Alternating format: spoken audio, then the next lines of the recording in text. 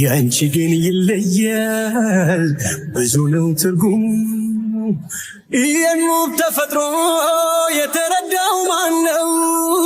አይንሽን አልሰለች ያለኝ ባየው ሆድዬ ፈገግታሽ የጠዋት ጮራ ነው ዓለም የሚሞቀው ፈገግታሽ የጠዋት ጮራ ነው ዓለም የሚሞቀው አንቺዬ የልቤን ለልብሽ ልንገረው እይታሽ ፈራጅ ነው አንቺዬ የልቤን ለልብሽ ልንገረው እይታሽ ፈራጅ ነው በዓይኖችሽ ብርሃን ደምቆ በፈገግታሽ የዘላለም ፍቅሩን አሜን ነው የሚልሽ ይህን ታላቅ እውነት የተረዳው ማነው?